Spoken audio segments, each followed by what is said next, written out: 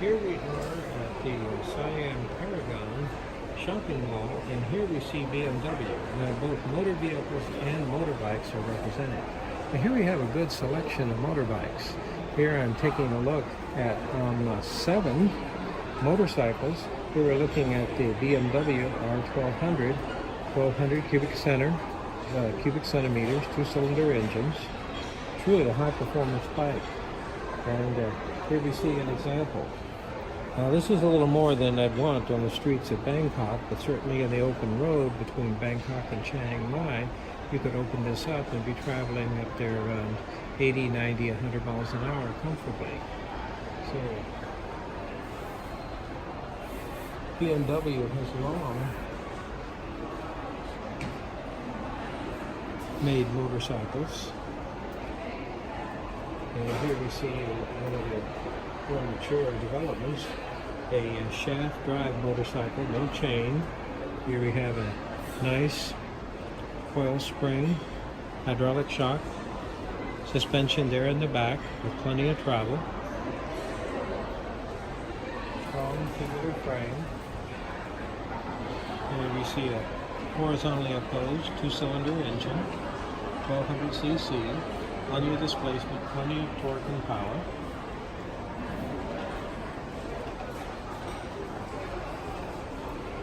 Here we see another version. I guess this is a GS or Grand Sport version of the same bike, the R1200. You notice it seems to sit up just a little higher than its neighbor. Again, the same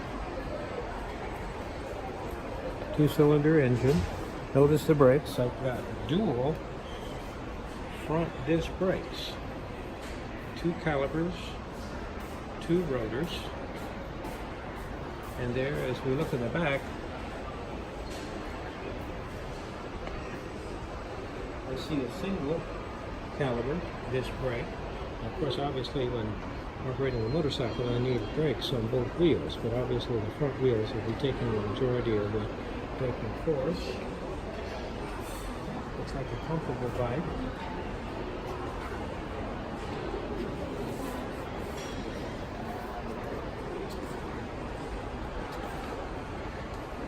And here we see the 850, a smaller displacement engine.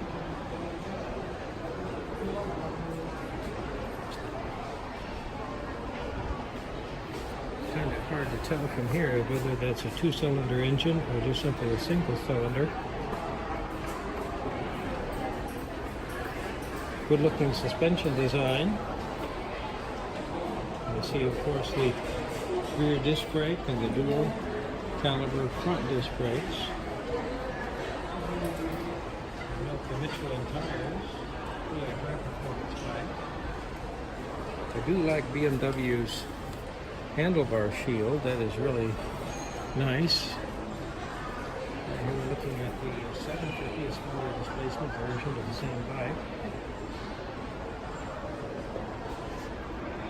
Now, many of these gasoline engines, of course, are requiring certain emission controls. So it looks like we have some type of catalyst there with this bike, and good-looking muffler. And then I want to design this so this outer shell is a heat shield to protect the rider from being burned. Here we're getting into a smaller bike, but they're going back to that 2-cylinder configuration. Again, a shaft drive. I notice the shaft is coming down on this side. These 2 other bikes are chain drive, rear axle, area of interest, chain drive. This is a shaft drive, but I notice it's on the other side. Here we see the mountain.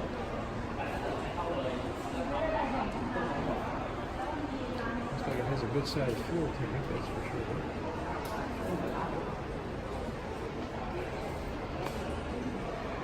And you can see another performance bike. It's going to be a stretch for a second rider. I think this is a single rider bike. Again, very high performance braking system.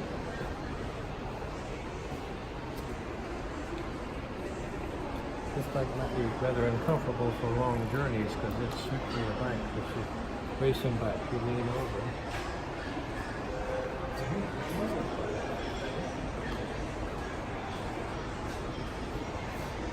Chain drive.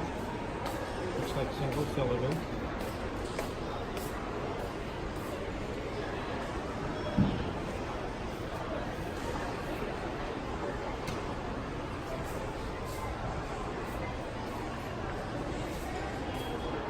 You know, as I look at those handlebars, I wonder if these are easily adapted to this.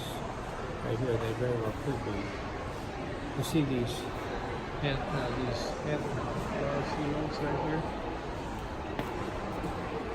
Looks like it's easily adapted. See how it bolts on the end right there? It could very well. See? Looks like it would fit there, where it mounts to the base right here.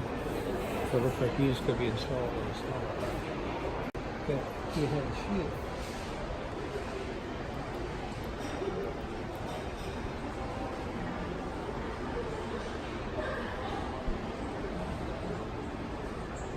I think this is such a good idea. I think this would be, obviously it's somebody else's idea, but this is really nice.